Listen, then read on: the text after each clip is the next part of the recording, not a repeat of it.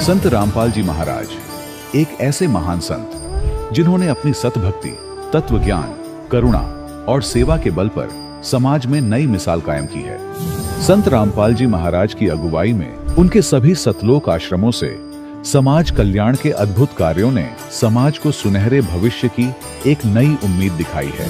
संत रामपाल जी महाराज से नाम दीक्षा लेने के बाद लाखों लोगों की लाइलाज बीमारियां जैसे कैंसर, एड्स आदि ठीक हुई।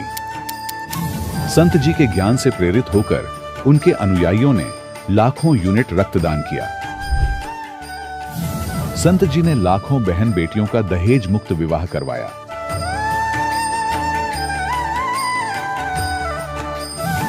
संत जी ने लाखों लोगों का नशा छुड़वाया, करोड़ों उजड़े परिवार बसे। संत जी के आश्रमों में समागम के दौरान निःशुल्क नेत्र चिकित्सा, दंत चिकित्सा प्रदान की जाती है। संत रामपाल जी महाराज द्वारा समय समय पर पर्यावरण संरक्षण के उद्देश्य से बड़े स्तर पर वृक्षारोपण किया जाता है। संत जी ने जरूरतमंदों को तत्काल राहत पहुंचाने के लिए एम्बुलेंस सेवा शुरू की। संत जी अपने अनुयायियों को देहदान के लिए प्रेरित करते हैं, जिससे मानवता की सेवा और चिकित्सा क्षेत्र में सुधार हो सके। संत रामपाल जी महाराज के सभी आश्रमों में हर रोज निःशुल्क भंडारा आयोजित किया जाता है, जहां हर वर्ग, हर जाति और हर धर्म के लोग एक साथ बैठकर भोजन करते हैं।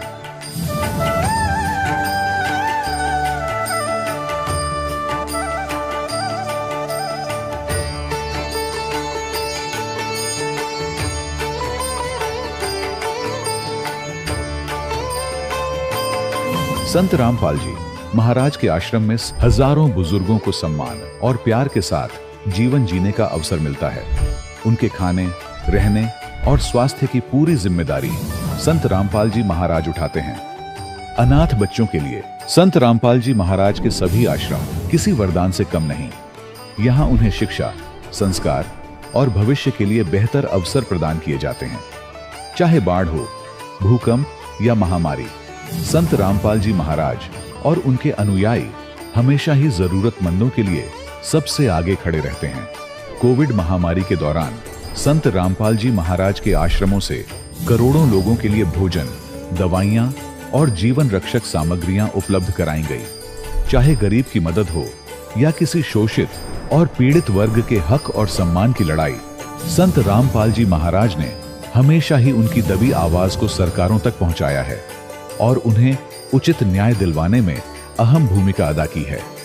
समाज में आध्यात्मिक और सामाजिक मूल्यों के प्रति जागरूकता लाने में संत रामपाल जी महाराज हर कदम पर मानवता के सच्चे सेवक साबित हुए हैं। संत रामपाल जी महाराज का जीवन हमें सिखाता है कि सच्ची सेवा वही है जो निस्वार्थ भाव से की जाए। आइए हम भी इस महान सेवा के कार्य में इस महान संत से जुड़ें और संत रामपाल जी महाराज से नाम दीक्षा लेकर अपने जीवन को धन्य बनाएं।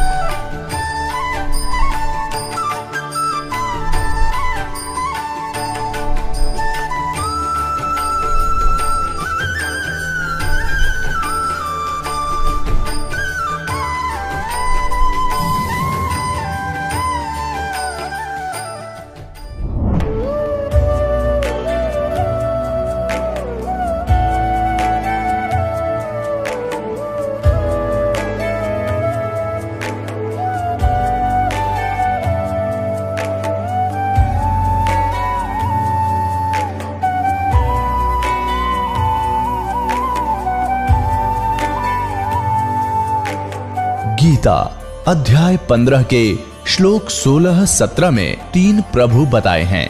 ये 3 प्रभु कौन हैं? किस प्रभु की शरण में जाने के पश्चात जन्म और मरण समाप्त हो सकता है? 3 प्रभुओं में सबसे उत्तम परमात्मा कौन है? कैसा है?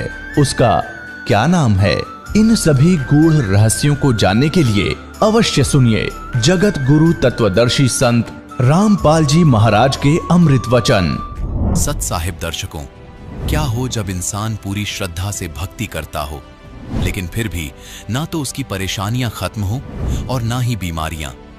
दर्शकों, ऐसे में इंसान टूट जाता है और कई बार नशे की लत में फंस जाता है।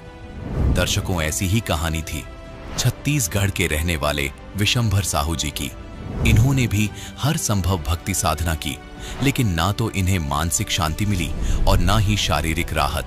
लेकिन इनके जीवन में एक मोड़ तब आया जब इन्होंने संत रामपाल जी महाराज से नाम दीक्षा ली, जिसके बाद इनका जीवन पूरी तरह से बदल गया और सबसे बड़ी बात, इनकी नशे की लत खुद ब खुद छूट गई। दर्शकों, जिस नशे को छुड़वाने के लिए सरकार नशा मुक्ति केंद्र खुलवाती है, अलग अलग योजनाएं बनाती है, लेकिन फिर भी असफल रहती है, उस नशे को संत रामपाल जी महाराज कैसे केवल सतभक्ति से छुड़वा रहे हैं? आखिर इसके पीछे की सच्चाई क्या है? आइए सुनते हैं विशंभर साहू जी की कहानी उन्हीं की जुबानी। नमस्कार सर। नमस्कार सर। सर, क्या नाम है आपका? विशंभर दास साहू। विशंभर जी, आप कहाँ से हैं? मैं छत्तीसगढ़, जिला राजनांदगांव, ग्राम मड़ौदा के हूँ सर। विशंभर जी, संत रामपाल जी महाराज से नाम दीक्षा आपने कब ली? मैं संत रामपाल जी महाराज से नाम दीक्षा 26/7/2015 में ली। संत रामपाल जी महाराज से नाम दीक्षा लेने से पहले क्या आप कोई भक्ति साधना भी करते थे? जी सर, मेरे पूर्वज जो भक्ति कर रहे थे, दामे खेड़ा से जुड़े हुए थे, तो मेरे जो पूर्वज थे वो भी कबीर साहब की ही पूजा कर रहे थे, उसी के जो रास्ते पे चल रहे थे, उसी को मान रहे थे। सर, जैसे कि आपने बताया कि दामा खेड़ा पंथ से आप जुड़े हुए थे। छत्तीसगढ़ को कबीर पंथियों का गढ़ माना जाता है और आप पहले से ही दामा खेड़ा पंथ में थे, जो एक कबीर पंथी हैं, और फिर आप संत रामपाल जी महाराज की शरण में किस कारण से आए? उसका कारण तो बहुत सारा है सर, मैं विस्तार से बताना चाहूँगा। जिस प्रकार से लोग भक्ति कर रहे थे, हम भी उसी में चल रहे थे, लेकिन भक्ति करते करते इतने तकलीफ़ आ गए कि खाने के लिए भी लाले पड़ गए। मुझे बहुत सारा कर्जे में डूब गया, तो कर्जे में डूबते डूबते डूबते डूबते जा रहे थे। फिर अचानक एक भगत जी है, रघुवीर दास, मेरा भतीजा है, वो बोला, चलो चाचा, संत रामपाल जी महाराज का आश्रम खुला हुआ है छत्तीसगढ़ में, भुरका भाट सुरेगांव में, तो वहाँ जाते हैं। मैं सोचा, मैं तो अभी भी कबीर साहब का भक्ति करता हूँ, तो वो लोग बताता था कि भाई ये भी कबीर साहब का ही ज्ञान बताता है, एक बार जाकर देखो तो सही।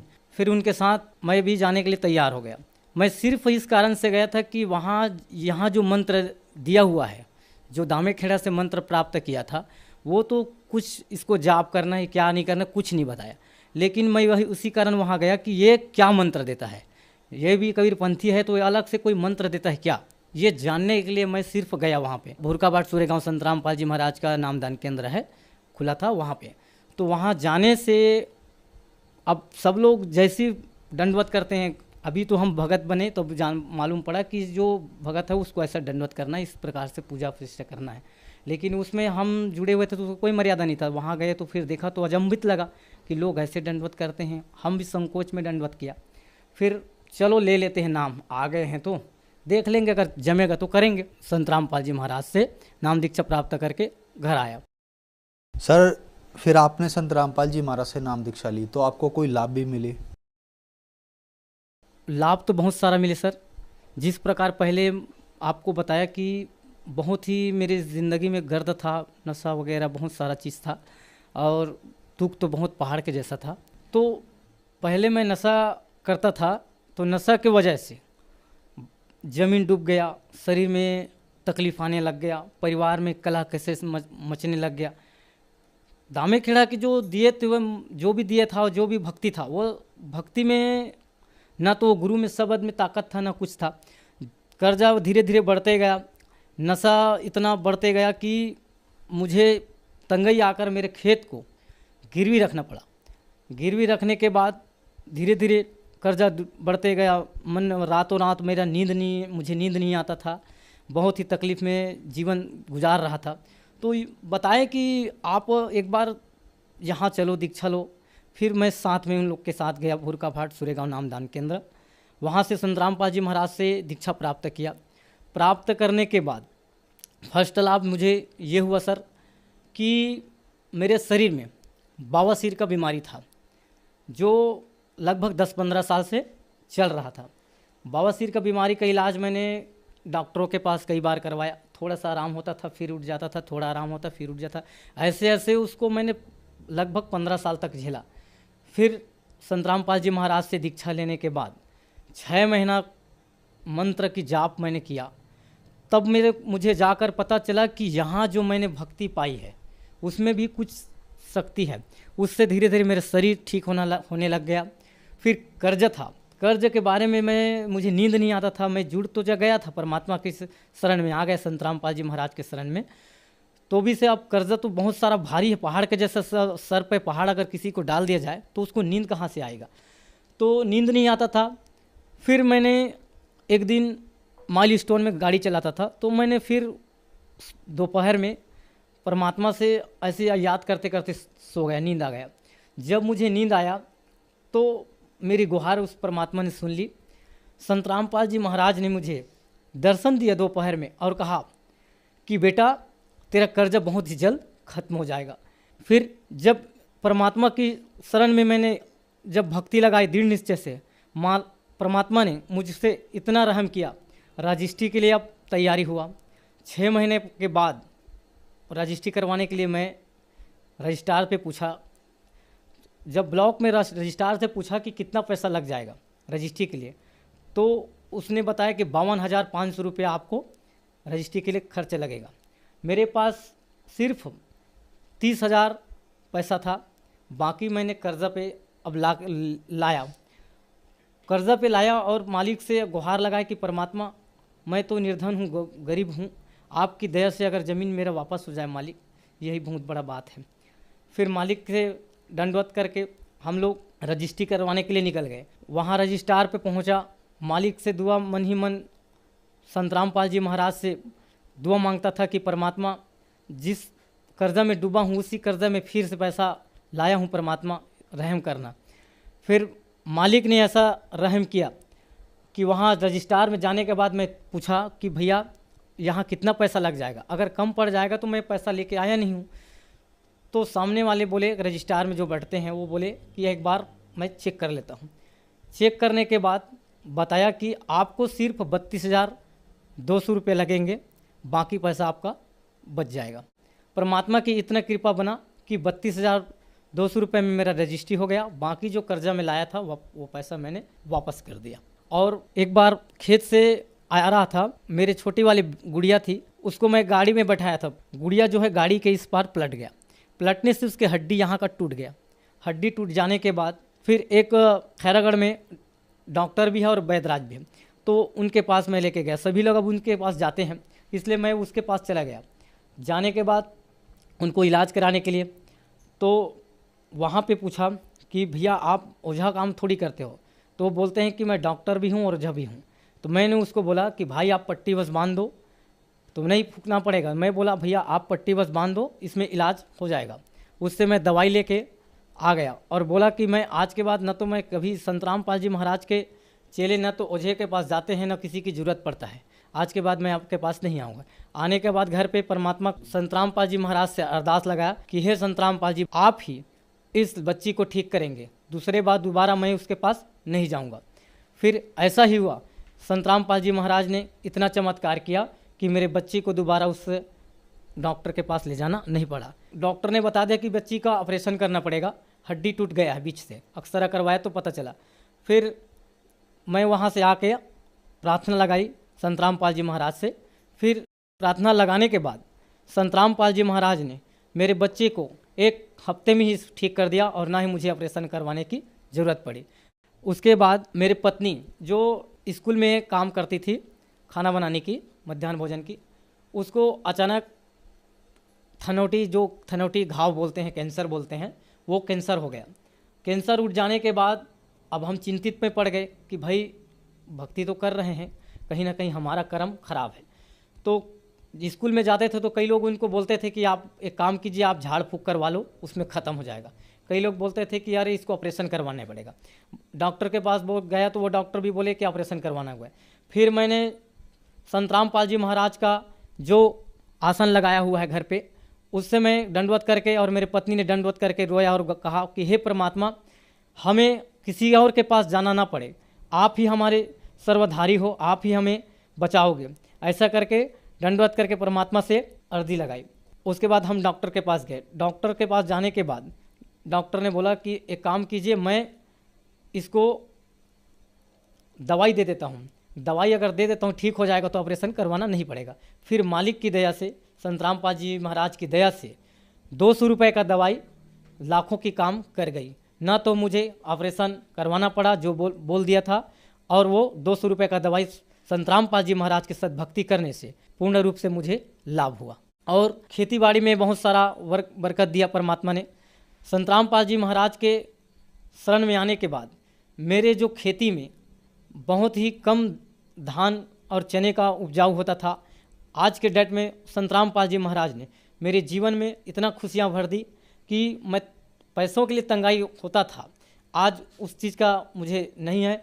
और संत रामपाल जी महाराज की कृपा से आज पूरी तरह से मेरे ज़मीन पूरा उपजाऊ बना दिया। और लोग कहते भी हैं कि अब तुम्हारा जीवन अलग हो गया, अब तो तुम हम सब से अलग हो गए। ऐसे करके गांव वाले जो हमारे जगत के भाई बहन हैं वो लोग हमको बताते हैं। सर, संत रामपाल जी महाराज से नाम दीक्षा लेने के बाद आपको बहुत सारे लाभ मिले। सर, यहाँ पे एक सवाल उठता है कि आपने दामाखेड़ा पंथ से नाम दीक्षा ले रखी है, और दामाखेड़ा पंथ बहुत पुराना कबीर पंथ है, और संत रामपाल जी महाराज जी भी कबीर पंथी हैं, तो आपको दामाखेड़ा पंथ से लाभ नहीं हुआ, संत रामपाल जी महाराज से लाभ हुआ, ऐसा क्यों? संत रामपाल जी महाराज जो भक्ति बताते हैं शास्त्रों की अनुकूल, गीता जी में लिख खोल के दिखलाते हैं, बाइबल से दिखलाते हैं। दामे खेड़े वाले जो लोग कहते हैं कि हम धर्मदास के पूता हैं करके, वो लोग यथार्थ भक्ति नहीं बताते। कबीर सागर में जो 11 भाग का कबीर सागर है उसमें लिख दिया है कि धर्मदास तुम्हारा वंश अज्ञाना और भूले जीव न जावे ठिकाना।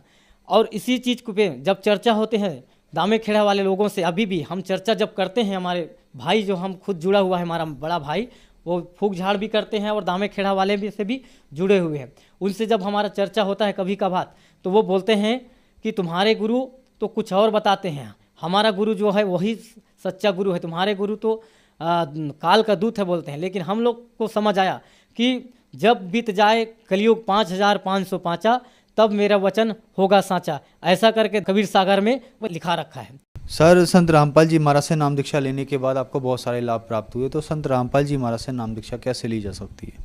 संत रामपाल जी महाराज से जुड़ने के लिए अनेकों चैनल टीवियों पर सत्संग आते हैं, उन पर पीला पट्टी चलते हैं, उस पट्टी पर नंबर आते हैं, उस पर कॉल करके कॉन्टैक्ट करके अपना नाम दीक्षा प्राप्त कर सकते हैं।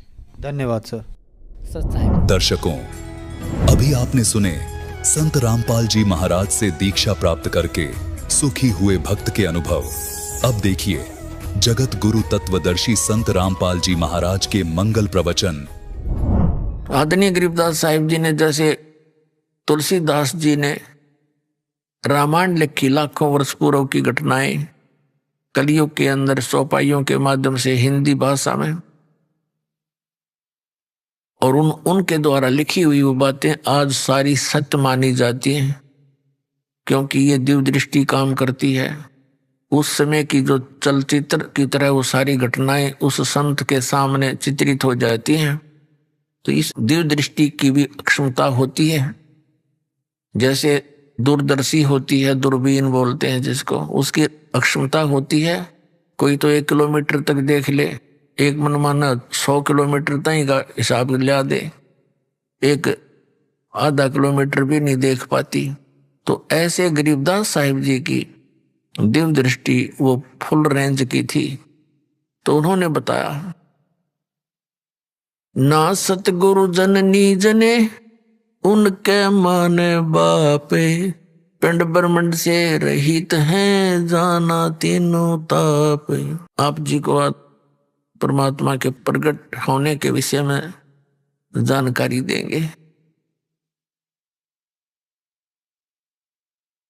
एक गौरी शंकर नाम के ब्राह्मण थे, उनकी पत्नी का नाम सरस्वती था, और वो पूर्व जन्म में सुपत सुदर्शन जी वाल्मीकि के माता पिता थे।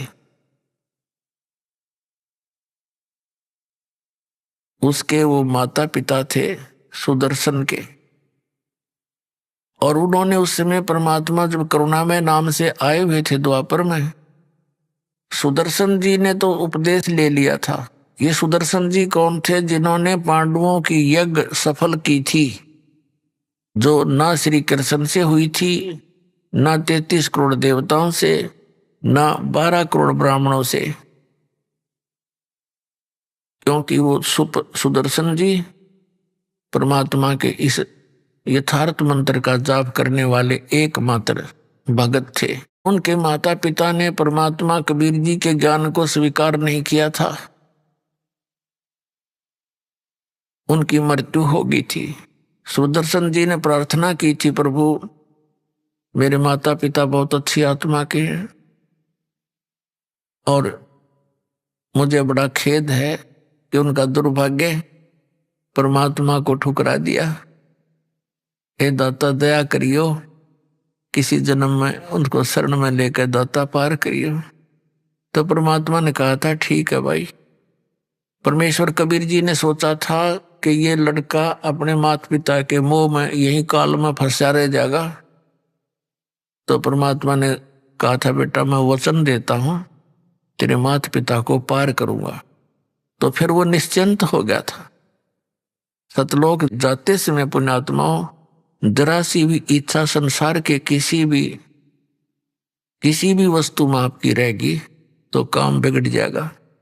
इसलिए ज्ञान दिया जाता है, यहाँ का इतिहास बताया जाता है और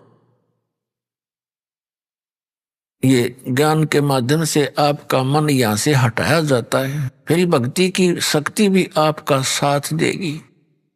तो सुदर्शन जी सतलोक चले गए निसंशय होकर। तो उस अवचन आधार से परमात्मा उन सुदर्शन के माता पिता वाली आत्मा को के पीछे पीछे रहे। और स्वभाव इस परमात्मा का कि जो जन मेरी शरण है ताका हूं मैं दास, और गेल गेल लाग गया फिर हूं जब तक धरती आकाश। जो बच्चा गौ की नजर में यूं साईं को संत, और भक्तों के पीछे फिर ये भक्त वत्सल भगवंत। ये जो सुदर्शन जी के माता पिता थे ये अगले जन्म में ब्राह्मण और ब्राह्मणी हुए। तो कबीर परमेश्वर उनको 3 वर्ष की आयु का बच्चा मिला था। वो निसंतान थे, घर ले गए, 4 वर्ष तक उनके साथ रहे। खूब ममता होगी, मोह हो गया और वो कहने लगे कि तुम दीक्षा ले लो मेरे से, मैं परमात्मा हूं। तो वो कान्हा पर कटाड़ जाते। बहुत बार ऐसा कहा। जब देखा कि बिल्कुल ये सुनने को तैयार नहीं है तो अंतर ध्यान हो गए परमात्मा। उसके बाद उनके आंखों से ही ओझल हो गए, सामने से एकदम मिले नहीं। तो उनकी इतनी जबरदस्त तड़फ बन गई। कुछ तो पुत्र टाइप का मोह था उनमें। 4 वर्ष बच्चा साथ रहा और फिर उसकी तरफ में उनका जीवन अंत हो गया। उस शिव परमात्मा ने उनके कर्म बनवाए। अगला जन्म फिर उनका ऐसे ब्राह्मण और ब्राह्मणी का हुआ, तो उसमें भी परमात्मा उनको मिले। तीसरा जन्म उनका फिर ऐसे ही ब्राह्मण और ब्राह्मणी का हुआ, जिस के विषय में अब दास आपको बताने जा रहा। उनका गौरी शंकर नाम था पुरुष का, सरस्वती नाम था उसकी पत्नी का। ये दोनों भगवान शिव के उपासक थे, बहुत अच्छे सच्चे श्रद्धालु थे। ये अन्य ब्राह्मणों की तरह किसी को गुमराह नहीं करते थे। ये केवल कथा सुनाया करते थे शिव पुराण से। भगवान शिव के कट्टर पुजारी थे और कथा से जो भी पैसा आ जाता था उससे अपना निर्वाह चलाया करते थे। और काशी के अंदर एक बहुत जो है चर्चा का विषय बन गए थे कि बड़ा अच्छी कथा करते हैं, निस्वार्थ करते हैं, कोई पैसा नहीं लेते हैं, और जो दक्षिणा आ जाती है अपने भोजन योग्य रखकर बाकी भंडारा कर देते थे, दान कर देते थे। इससे उनकी बहुत ज्यादा प्रेस्टीज बनी हुई थी। मुसलमानों ने देखा कि ये गौरी शंकर हिंदू धर्म का सबसे ज्यादा प्रचार कर रहा है और उन्होंने ये भी मालूम था कि अन्य ब्राह्मण जो थे, जो गुरु पद पर थे, जो दुनिया को ठगते थे, ठगने का मेल मिसगाइड करके गुरु बने हुए थे, कोई श्राद्ध निकाल रहा था, कोई क्रिया कर्म कांड करवा था, कोई पिंड भरवाया करता, तो वो गौरी शंकर से ईर्षा रखते थे। इस बात से मुसलमान परिचित थे। तो मुसलमानों ने जबरदस्ती उस गौरी शंकर और सरस्वती के घर पर अपना जूठा पानी छिड़क दिया, पूरे कपड़ों पर, सारे कहनों आवाज लगा लगा के, और उनके मुंह में जबरदस्ती डाल दिया।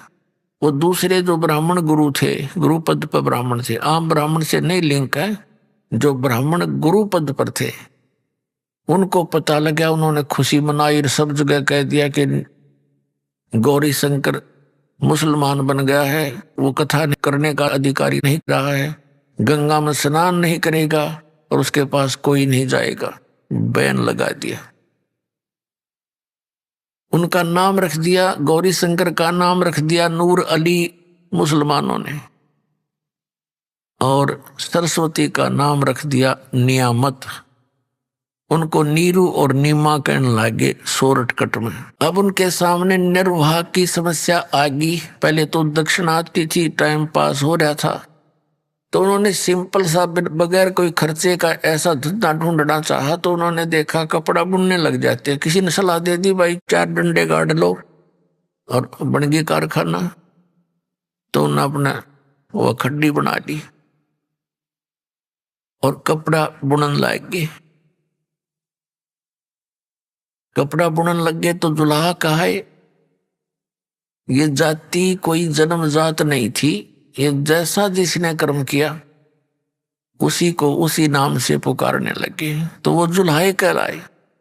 लेकिन फिर भी उनकी, भले ही वो मुसलमान बन गए थे, नमाज नमूज भी करते थे, लेकिन भगवान शंकर की श्रद्धा उनके हृदय से गई नहीं थी। तो फिर क्या हुआ कि इस ज्येष्ठ सुदी पूर्णमासी को ब्रह्म मुहूर्त में, यानी सुबह सुबह 1.5 घंटा सूर्य उदय होने से पूर्व के समय को ब्रह्म मुहूर्त कहते हैं। सतलोक से चलकर परमात्मा आए।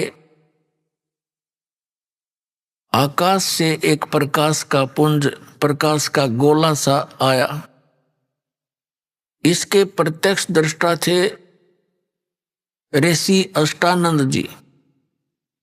वो कहाँ, एक लहर तारा नामक तालाब है, और वो गंगा दरिया के, जब फुल स्वयं पर गंगा दरिया चलती है सावन और भादों के महीने में, वो पानी घाटों के ऊपर से उछलकर लहरों के द्वारा एक बहुत बड़े सरोवर का रूप धारण कर लेता है।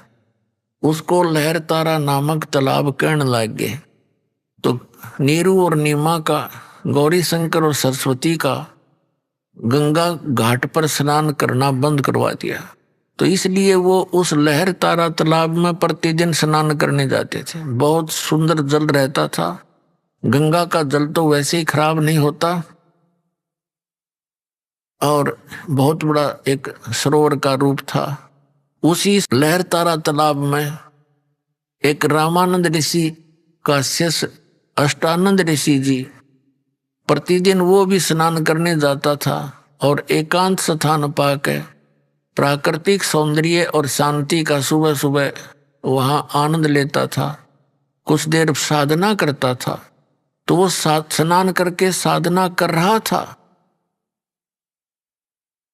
साधना करने की तैयारी कर रहा था। उसने क्या देखा कि आकाश से एक प्रकाश का गोला आया।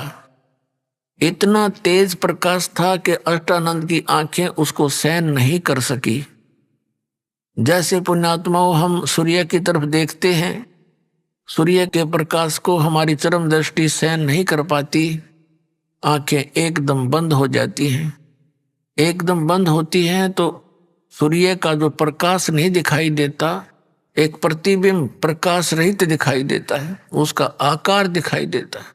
ठीक इसी प्रकार जब अष्टानंद ऋषि ने उस प्रकाश की ओर देखा, उसकी आंखें बंद हो गई। आंखें जब बंद हुई तो क्या देखा कि एक नवजात शिशु का रूप दिखाई दिया, प्रकाश रहित, क्योंकि वो प्रकाश तो परमात्मा का था ही। फिर उसने थोड़ी देर के बाद आंखें खोली तो क्या देखा कि वो प्रकाश लहर तारा तालाब में एक कोने में सिमट गया।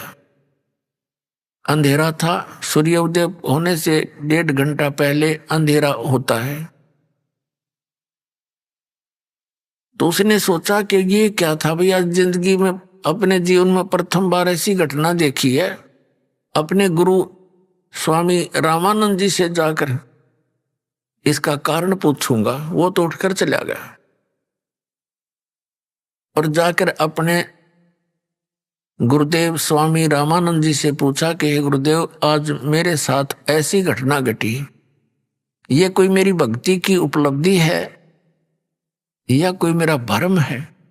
तब जैसा भी ज्ञान था उस ऋषि स्वामी रामानंद जी ने अपने शिष्य का समाधान करते हुए, शंका का समाधान करते हुए ऐसे बोला कि बेटा, जब आकाश ऊपर के लोकों से अवतारगण आते हैं तो उनके ऐसे ही लक्षण होते हैं। तारा सा टूटता है और वो किसी माँ के गर्भ में सर आवेंगे और कुछ दिनों में यहाँ काशी में लीला करेंगे।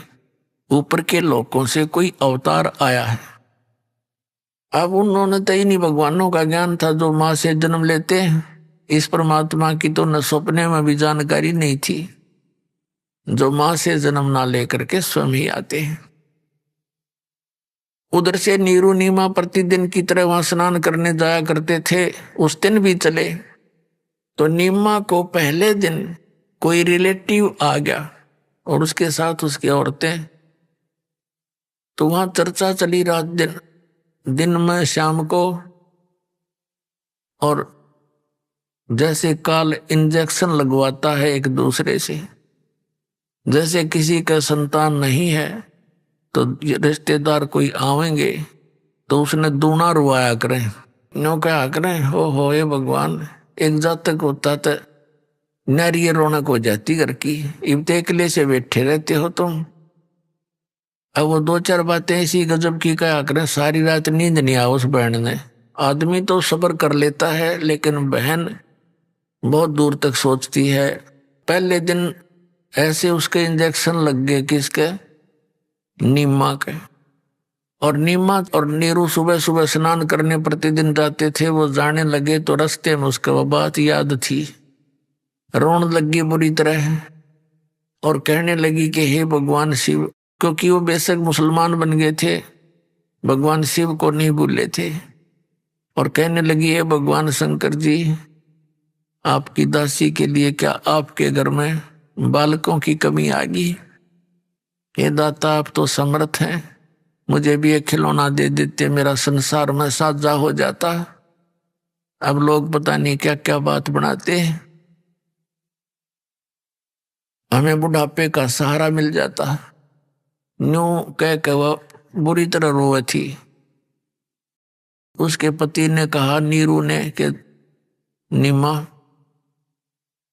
यदि हमारे भाग्य में होता पुत्र या पुत्री संतान तो परमात्मा हमें दे ही देते हैं, हमारे भाग्य में नहीं है। 60 साल की उम्र होगी और अपना सब्र कर, देखो कोई बुढ़ापे में उंगली पकड़ने वाला है नहीं।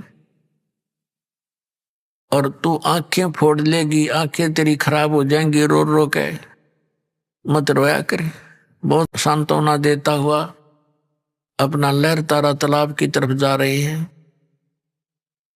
लहर तारा तालाब के ऊपर पहुंच गए। पहले नीमा ने स्नान किया, नीरू बाहर बैठ गया। नीमा स्नान करके बाहर आ गई। नीरू स्नान करने के लिए सरोवर में प्रवेश कर गया। वो स्नान कर रहा था मस्ती से। नीमा कपड़े चेंज करके, कपड़े बदलकर उस कपड़े को धोने के लिए दोबारा किनारे पर गई जिसको बांध कर नहाई थी। तो उसने क्या देखा कि कमल के फूल पर कोई वस्तु हिल रही है। उसने फिर ध्यान से देखा, क्योंकि सुबह रोशनी एकदम हो जाया करती है, या तो अंधेरा ही दिखाई देता है, और जब रोशनी होने लगती है बहुत शीघ्र रोशनी सी हो जाती है सूर्य उदय होने से पूर्व। तो उसने ध्यान से देखा कि क्या चीज हिल रही है। पहले तो सोचा कोई सर्प है, कहीं मेरे पति को ना डस ले, बिल्कुल निकट खड़ा था वो। फिर देखा कि कोई बच्चा है, पैर हिला रहा है। अपने पति से कहा कि देखियो जी, कमल के फूल पर एक बालक लेटा हुआ है, इसको उठाना उठाना कहीं डूब ना जावे। अब नीरू स्नान कर रहा है, स्नान करते करते कहता है कि नीमा तू तो मेंटल हो जी, इन बालका के मुंह में। अब कितना समझाया तेरे को, तू मानती कती नहीं है, तू पागल होएगी। अब तुझे जल में भी बच्चे दिखाई देने लगे। तब नीमा ने कसक के साथ कहा, देखो जी देखो, सचमुच देख देख तेरे पास ही तो है।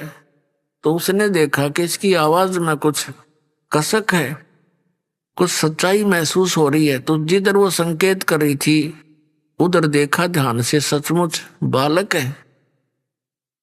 आओ देखा ना ताओ देखा, एकदम बालक को तोड़ के उठा के कमल के फूल समेत और अपनी पत्नी को थमा दिया।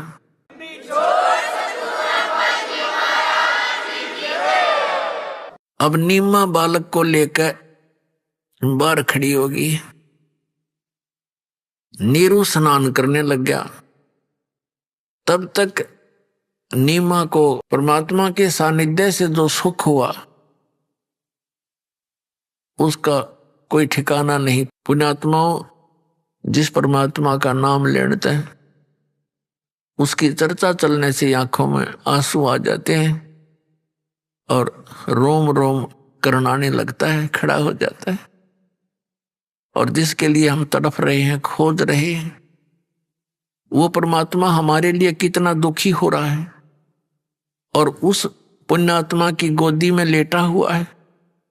तो उस परमात्मा की वहां उपस्थित होने से, उसके सीने से लगे होने से उसको कितना सुख हुआ होगा, इसका किसी शब्दों में वर्णन नहीं किया जा सकता। अब वो क्या करती है, शुक्र मनाती है अपने शंकर भगवान का, हे परमात्मा आज याद कराया था हृदय से आपको भगवान शिव जी, राजा आपने मेरी गोद भर दी, आज मेरा सुना घर हरा भरा कर दिया। अपने आत्माओं परमात्मा कहा करते हैं, जैसे आदरणीय गरीबदास साहिब जी ने लिखा है कि जगत का पेखना पेख्या हर धनी का नाम ना लिखा। इन शंकर भगवान और कहते 9 नंबर बना करते बेमतलब के। अब खेल मालिक सारा करा उन बच्चों अपनी प्यारी आत्माओं को शरण में लेने के लिए, पार करने के लिए जंगल में आकर लेट गया कमल के फूल पर जल में, और वो शुक्र मना रही है शंकर भगवान का। आज तक हम ऐसे धोखे में रहे, परमात्मा ने आकर ये ज्ञान दिया। अब आदरणीय गरीबदास साहिब जी ने इस समय की एक कैसी प्यारी वाणी बोली है, ये आपको थोड़ी सुनाता हूं। क्योंकि परमात्मा ने आदरणीय गरीबदास साहिब जी को दिव्य दृष्टि दी थी और सचखंड सतलोक दिखाकर आदरणीय नानक साहिब जी की तरह ऊपर लेकर गए थे। और 8-10 घंटों के बाद उनकी आत्मा को वापस छोड़ा था गरीबदास जी की, और उनको चिता पर रख दिया था मृत जान के। गरीबदास बालक थे 10 वर्ष के, और चिता के ऊपर ही वो चेतन हो गए थे, अपने आप बंधन टूट गए, उठकर चल पड़े थे। उस दिन से ये वाणी बोलने लग गए थे जो आंखों देखी थी भगवान की। और फिर परमात्मा ने उनकी दिव्य दृष्टि खोल दी थी। तो क्या बताया, 84 बंधन कटे कीनी कल्प कबीर, भवन 14 लोक सबे टूटे जम जंजीर, अंत कोट ब्रह्मांड में बंदी छोड़ कहाए, सो तो एक कबीर है जननी जने नवाए। शब्द स्वरूप साहेब धनी, शब्द से अंध सब माही, बाहर भीतर रम रहा जहां तहां सब ठाई, जल थल पृथ्वी गगन में बाहर भीतर एक, पूर्ण ब्रह्म कबीर हैं अवगत पुरुष अलेख। सेवक हो के उतरे इस पृथ्वी के माही, जीव उदाहरण जगत गुरु बार बार बल जाई। आदरणीय गरीबदास साहिब जी कह रहे हैं कि सेवक होकर उतरे, सतलोक से चलकर आए एक दास बनकर, सेवक बनकर, सेवक बनकर उतरे। यहाँ कबीर दास कहाए कहा करते थे अपने आप को। और पुण्यात्माओं, ये हमारे लिए संकेत और उदाहरण था भगवान का कि यदि तुमने परमात्मा चाहिए, यह संसार की किसी बकवादों की इच्छा मन में ना रखो। टाइम पास करने के लिए जैसी व्यवस्था मालिक करे वही उसी में संतुष्ट रहे। केवल इस संसारिक ही डिमांड नहीं रखे, केवल मोक्ष की चाह रखे फाइनल। फिर यहाँ के सुख तो भगवान आप पर दे देगा अपने। परमात्मा कहते हैं कल्पे कारण कौन है कर सेवा निकाम, और मन इच्छा फल दूंगा जब पड़े मेरे ते काम। अपने आत्माओं कितना धनी व्यक्ति है और कितना ही वो चाहे प्रधानमंत्री है और उसका पुत्र कहीं जा रहा है और दुर्घटना में ग्रस्त हो जाता है, मर जाता है, तो वहां उसका रोल कोई नहीं था, वहां भगवान का रोल बचावे। और उससे हम दूर हो गए तो ये चाहे कितने हम उच्च अधिकारी हों या कितना धनी हों, तो हमें भगवान का यदि सहारा है तो ऐसे समय पर परमात्मा का काम है, वहां धनी का काम है। तो ऐसे भी आपके ऊपर अगर सतभक्ति कर रहे हो सच्चे दिल से और कोई किसी प्रकार की संस्कार बस को ऐसी आपत्ति आवेगी, तो परमात्मा ने फ्रिक्शन ऑफ सेकंड में कहते पहुंचूंगा क्षण एक में जन अपने के हेत। हरणाकुश उदारिया रावण मारा खेत, सेवक हो के उतरे इस पृथ्वी के माही, जीव उदाहरण जगत गुरु बार बार बलि जाही। गरीबदास जी कहते हैं सेवक होकर आए वो इस पृथ्वी के माही, और जीव उदाहरण जीवों का कल्याण करने के लिए जगत गुरु यानी सर्व ज्ञान संपन्न एक संत की भूमिका की। गरीबदास जी कहते हैं बार बार बलिहारी में उसके ऐसा दयालु वो खुद आता हमारे को संभालने के लिए। काशीपुरी कष्ट किया ये उतरे अदर आधार, मोमन को मुजरा हुआ जंगल में दीदार, कोट कर्ण शशिभान सोदे आसन अदर विमान, परसत पूर्ण ब्रह्म को शीतल पिंड और प्राण, गोद लिया मुख चूम कर ये हेम रूप झलकंत, जगर मगर काया कर जैसे दमक पदम अनंत, गोद लिया मुख चूम कर हेम रूप झलकंत, जगर मगर काया कर जैसे दमक पदम अनंत। अब जब नीमा ने परमात्मा को उस बालक रूप में विराजमान अपने गोदी में लिया, गोद लिया मुख चूम कर, लाड करे उस मालिक के, हेम रूप झलकंत यानी परमात्मा का शरीर बर्फ की जैसा वाइट था। अपने आत्माओं परमात्मा के लिए हम तड़प रहे हैं और वो परमात्मा उस प्यारी आत्मा नीमा की गोदी में और बालक रूप में।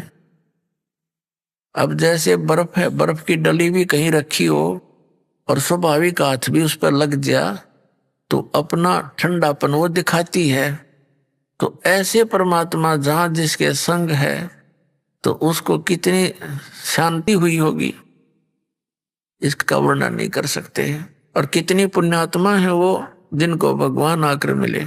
अब वहां से क्या हुआ कि नीरू बाहर आया निकल के। अब नीरू को प्रेरणा बनी कि अब यदि हम इस बालक ने घर ले जाएंगे तो गांव के नगर के लोग पूछेंगे कि तुम कहाँ से लाए। हम बताएंगे कमल के फूल पर पाया, तो किसी का विश्वास हो नहीं है। और ये हमसे मारपीट भी कर सकते हैं कि बताओ किसका उठा लाए तुम बालक, और हम किसका बताओगे, हम सच्ची कहेंगे उनका जचा नहीं तो हो सकता हमें नगर निकाला दे दे, हम घर के रहना गाट के और बालक भी छीन ले। तो उसने अपनी पत्नी से ये सब कहानी सुनाई और कहा कि तू इस बालक ने यहीं रख दे, इसी में हमारी खैर है। तो नीमा ने कहा देखो जी, मैं इस बालक ने यहाँ छोड़ नहीं सकती। पहले तो बहन बेटी माताओं की आत्मा घनी नरम होती है, और दूसरे बालक एक जिसका जो ऐसा है और उसको कैसे छोड़ सकता है। लेकिन वो लोक लाज के कारण घना अंधा हो गया था, डर था उसको कि पहले तो मुसलमान बना दिए, जबरदस्ती कोई साथी रहा ना। हिंदू हमारे साथी नहीं, मुसलमानों में भी हमारा इतना लिंक नहीं, कोई हमारा समर्थक है हो जाएगा भाई, क्यों निकालो हो यहाँ से। इस सारी आने वाली आपदाओं से नीमा को अवगत कराया। नीमा कहने लगे जी पता नहीं मैं इस बालक ने मेरे पर क्या जादू कर दिया, मेरा तो इसमें अटूट मोह हो गया, मैं इसे छोड़ नहीं सकती, मैं तो इसको लेकर के देश निकाला भी ले लूंगी। अब नीरू ने सोचा या तो कति पागल होगी, इसने बालक के बालक दिखे हैं, आगे का ना दिखता कुछ भी। तो उसने पहली बार अपनी पत्नी की तरफ थप्पड़ मारने के लिए हाथ उठाया था जीवन में, नहीं तो उसको बहुत प्यार देता था। यही जान करके इसका बालक नहीं है और ये बहुत दुखी रहती है, जो भी वो कहता हाजिर रहता था, कभी ना नहीं की उसने। तो कहने लगा कि तूने मेरी इस नम्रता का घना नाजायज फायदा उठा लिया, आगा पीछा नहीं देख रही है तो, और इस लड़के ने या तो यहाँ रख दे नहीं तेरे दो मारूंगा थप्पड़। अब यूं हाथ किया था, तभी नीमा के गोद में परमात्मा विराजमान शिशु रूप में कहा कि नीरू मुझे घर ले चलो, तुम्हें कोई आपत्ति नहीं आएगी। वो नीरू डर गया कि बालक बोल रहा है। उसने सोचा कि देश में कोई फरिश्ता हो, भूत प्रेत हो और तेरे साथ वही ऊट पटांग ना बन जाए। वो डरता आगे आगे वो लिया, घर ले आए। अब नगर के लोग आके देखें, वो सामान्य बालक थोड़ा ही था, वो तो परमात्मा थे। ऐसा न्यारा नूर, ऐसा न्यारा चेहरा, बिल्कुल अलग बालक। जैसे आपने कई अंग्रेज देखे होंगे और उनके बालक देख ले तो कहना है कि और उन बालक को हमारे बालक हम लुटा दे तो न्यारा दिखे, और उससे भी घना कई गुना नूर मालिक का। वो तो खाल सी उतर रही हो अंग्रेजा की तरह, और वो तो परमात्मा एक गजब का शरीर था दाता का, बहुत सुंदर है। तो सब देखना और हैरान रह जा, पूरे नगर में बात फैल गई। औरतें गीत गाती आवे टोली की टोल बना के, कोई कह उनका तो भगवान उतर रहा है, कोई नो कह इंद्र है, कोई कह कुबेर, कोई कह ब्रह्मा विष्णु महेश में से कोई एक दिख है। इस तरह की वटकलें लगा रहे थे। कहते हैं दिल्ली का राजा भी देखने के लिए आया उस बालक को। अपने आत्माओं फिर क्या हुआ, 25 दिन के हो गए परमात्मा शिशु रूप में लीला करते हुए, कुछ खावे पीवे नहीं, और शरीर ऐसे फल फूल रहा है जैसे किलो दूध डेली पीता हो बालक। उधर से नीमा और नीरू दोनों चिंतित। नीमा तो और घनी दुखी होगी कि भगवान पहले तो आपने बालक देना नहीं था, ए शंकर भगवान यदि ये दे दिया तो दाता लो मत। अब ये कुछ खा पी नहीं रहा, ये मरेगा, और ये मरेगा तो साथ मैं मरूंगी, मैं नहीं जी सकती। ये उसके हृदय की से थी, वो फॉर्मलिटी नहीं थी। तो परमात्मा ने देख लिया या बुढ़िया मरेगी, मैं तो मरूं को ना, पर यह जरूर मर जाएगी इस चिंता में। तो परमेश्वर कबीर जी ने शंकर भगवान को प्रेरणा की, शिवपुरी से, शिवलोक से, शिवपुरी से शिव जी आए एक साधु रूप बनाकर, और नीमा रो रही थी बुरी तरह। उसे कहने लगे, माता क्यों रो रही हो तुम? नीमा ने कहा, महात्मा जी मत सुनो मेरे कष्ट को।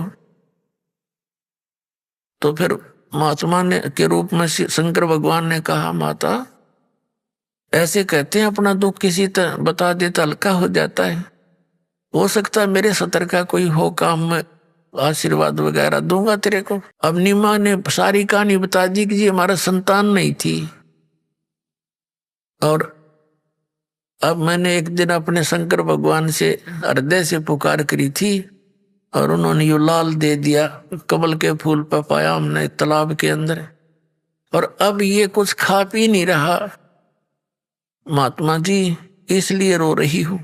अब 25 दिन का बालक कुछ खाए पिए नहीं तो इसकी ये कभी भी मर सकता है। मैं इंतजार करूं हूं कि ये कब, ये तो मरे आज नहीं तो रात रात न मर लेगा, तो मैं साथ मरूंगी इसके, मेरा फाइनल फैसला है।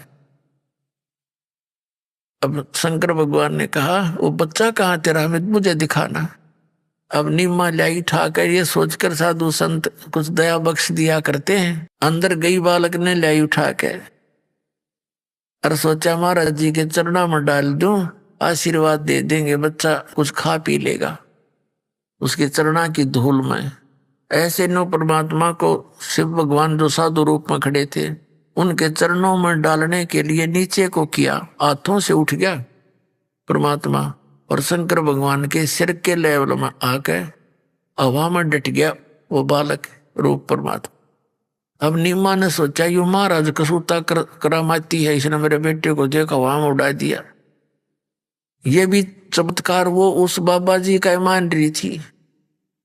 अब शंकर भगवान ने देखा ये कोई सिद्ध पुरुष है, उसने ऐसे हाथ किया तो शंकर भगवान के हाथों में भगवान आ गए, परमात्मा कबीर जी नवजात शिशु रूप में।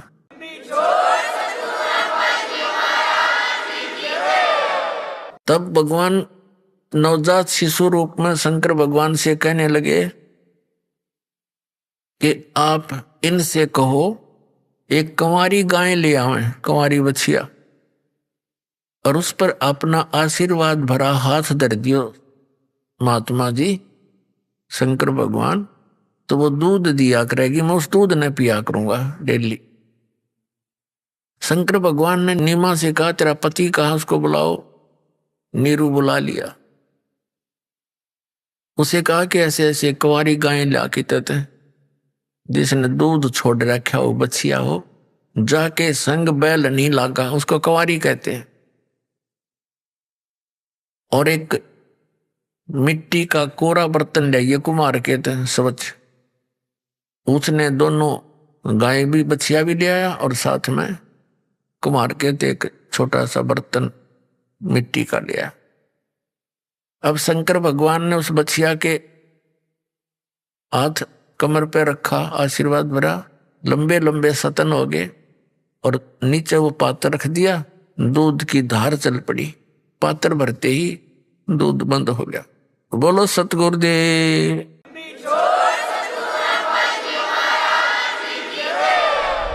अभी आपने सुने संत रामपाल जी महाराज के मंगल प्रवचन। आइए अब सुनते हैं संत रामपाल जी महाराज से नाम दीक्षा लेकर सतभक्ति करके अद्भुत लाभ प्राप्त करने वाले अनुयायी के विचार। दर्शकों, जब कोई व्यक्ति शारीरिक सुख और मानसिक शांति की तलाश में अपने धर्म में प्रचलित हर संभव भक्ति साधना को अपनाता है, लेकिन वर्षों तक पूजा पाठ, व्रत उपवास, तीर्थ यात्राएं और तमाम भक्ति साधनाएं करने के बावजूद भी उसे कोई वास्तविक लाभ नहीं मिलता, तो उसका निराश होना और धीरे धीरे तनाव का शिकार हो जाना स्वाभाविक हो जाता है। दर्शकों, कुछ ऐसी ही कहानी थी उत्तराखंड के रहने वाले सुखबीर जी की। सुखबीर जी ने बचपन से ही भगवान शिव और देवी दुर्गा की भक्ति के साथ साथ व्रत उपवास, मंदिरों की परिक्रमा, कथा कीर्तन तथा हर संभव प्रयास किया, लेकिन इसके बावजूद भी न तो इनके जीवन में शारीरिक सुख आया और न ही मानसिक शांति। लेकिन दर्शकों, आज सुखबीर जी का कहना है कि जब से मैंने संत रामपाल जी महाराज की शरण ग्रहण की है और उनके द्वारा बताई गई शास्त्रानुसार भक्ति मार्ग को अपनाया है, तब से मेरे जीवन में अद्भुत परिवर्तन आया है। न केवल मेरा बल्कि मेरे पूरे परिवार का जीवन पूरी तरह से बदल चुका है। आज हम सभी वास्तविक सुख और मानसिक शांति की अनुभूति कर रहे हैं। दर्शकों, आखिर सुखबीर जी ऐसा क्यों कह रहे हैं? आखिर सुखबीर जी संत रामपाल जी महाराज द्वारा दी गई भक्ति साधना को शास्त्रों के अनुसार और हिंदू धर्म में प्रचलित पारंपरिक भक्ति साधनाओं को शास्त्र विरुद्ध क्यों बता रहे हैं? आखिर इसके पीछे की सच्चाई क्या है? आइए सुनते हैं सुखबीर जी की पूरी कहानी, उन्हीं की जुबानी। नमस्कार सर। नमस्कार सर, क्या नाम है आपका? सुखबीर। सुखवीर जी, कहाँ से आए हो? मैं रामपुर विकास नगर तहसील देहरादून से आया हूँ। सर, संत रामपाल जी महाराज की शरण में आने से पहले आप क्या साधनाएं करते थे? संत रामपाल जी महाराज की शरण में आने से पहले मैं परंपरागत साधनाएं, शिव की पूजा और दुर्गा का व्रत करता था। वो व्रत में लगभग 11 वर्ष की उम्र से 33 वर्ष की उम्र तक परमात्मा की, सतगुरु रामपाल जी महाराज की शरण में जाने से पहले तक करता था। सर, इतने सालों से जो भक्ति आप करते आ रहे थे वो आपने क्यों छोड़ दी? क्योंकि वो भक्ति साधना पूर्ण नहीं थी, शास्त्र विरुद्ध साधना थी, शास्त्रों के विरुद्ध साधना थी वो। ये आपको कैसे पता चला अचानक इतने वर्षों बाद? ये हमें जब सतगुरु बंदी छोड़ सतगुरु रामपाल जी महाराज की हमने ज्ञान गंगा पुस्तक पढ़ी, उसमें हमने ये पढ़ा कि ये तो हम शास्त्र विरुद्ध साधना कर रहे थे अब तक। सर, उनसे नाम दीक्षा लेने के बाद आपको क्या क्या लाभ मिले? पहला लाभ तो कि सन 2012 में नाम लेने से 6 महीने पहले मेरी दुकान और जो भी था सब भाइयों ने छीन लिया था, और छीनने के बाद मैं बेकार हो चुका था। उसके बाद मेरे पास कोई भी कारोबार नहीं था। जब मुझे ये पुस्तक मिली और पुस्तक में मैंने पढ़ा, और उसमें पढ़ने के बाद 24 मार्च को जब मैं आश्रम में, परमात्मा के आश्रम में गया, तो आश्रम में जाने के बाद तो 7 दिन के बाद 1 अप्रैल को मेरे भाई ने मेरी भाभी के द्वारा मेरी दुकान की चाबी मुझे दे दी, सौंप दी। पहला लाभ तो यही, परमात्मा बंदी छोड़ सतगुरु रामपाल जी महाराज पे और यकीन बढ़ गया। उसके बाद मैं जो प्रॉपर्टी का काम करता था उसमें सफलता नहीं मिल रही थी। मेरी जो ज़मीन का केसेस डला हुआ था, तो एक भगत जी मेरे पास आए और उन्होंने कहा कि तू परमात्मा को जोत लगा दे। तो परमात्मा को जैसे ही मैंने जोत लगाई, तो जोत लगाते ही सुबह को 6 घंटे के बाद मेरे पास फ़ोन आ गया वकील का कि आप लोगों का काम कोर्ट से हो गया। तो मैं जैसे ही वहाँ पहुँचा, तो उसके बाद जो भी मेरे पास कर्जा था 4-5 लाख रुपए, आज तक मुझे ये पता नहीं लगा वो कहाँ से आया और कैसे चला गया। खुद की, पहले मैं कमीशन के लिए काम करता था, उससे पहले अब खुद के लिए मैं अपने प्लॉट लेकर बेचता हूँ। तो उसके बाद धीरे धीरे करके मेरी पत्नी भी परमात्मा की शरण में आ गई, और मेरा एक छोटा बच्चा था वो भी परमात्मा की शरण में आ गया। सर, संत रामपाल जी महाराज जी अपने अनुयायियों को नाम दीक्षा देने से पहले कुछ नियम बताते हैं, और अन्य जो संत हैं वो नाम दीक्षा देने से पहले इतने सारे नियम नहीं बताते। तो संत रामपाल जी महाराज जी ही नाम दीक्षा देने से पहले अपने श्रद्धालुओं को इतने सारे नियम क्यों बताते हैं? संत रामपाल जी महाराज के नियम पहले बीड़ी, पान, तम्बाकू, शराब, गुटखा, मांस, इन चीज़ों से दूर रहित कराते हैं। इससे रहित कराने के बाद आदमी सही साधना कर सकता है, और संत कोई ज़रूरी नियम नहीं बताते, क्योंकि उन लोगों का तो यही रहता है कि खाओ पियो और कुछ भी करो। हमारे गुरुजी पहले इन नियमों को हमें सिखाते हैं कि भाई बीड़ी, शराब, तम्बाकू भक्ति कराने के लिए परमात्मा ये नियम बताते हैं, और संत ये नियम पक्के नहीं बताते। इसलिए हमारे गुरुजी संत रामपाल जी महाराज ये नियम पहले बताते हैं, वही लोग भक्ति कर सकते हैं। सर, भगत समाज को क्या संदेश देना चाहते हैं? भगत समाज को तो यही संदेश देना चाहूँगा मैं कि जल्दी से जल्दी सतगुरु रामपाल जी महाराज की शरण में आए। ये पूर्ण परमात्मा कबीर साहब के अवतार आए हुए हैं, और इन्हें पहचानें और अपना मोक्ष कराएं। बहुत बहुत धन्यवाद। सत साहिब।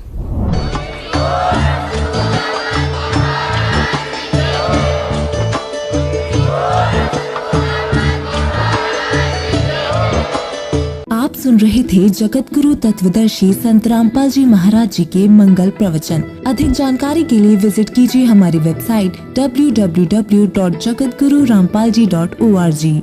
संत रामपाल जी महाराज जी के शुभ आशीर्वाद से पूरे विश्व भर में 500 से भी ज्यादा नाम दीक्षा केंद्र हैं, जिन पर संत रामपाल जी महाराज जी द्वारा ऑनलाइन निशुल्क नाम दीक्षा दी जा रही है। अपने नजदीकी नाम दीक्षा केंद्र का पता करने के लिए संपर्क करें 8222880541।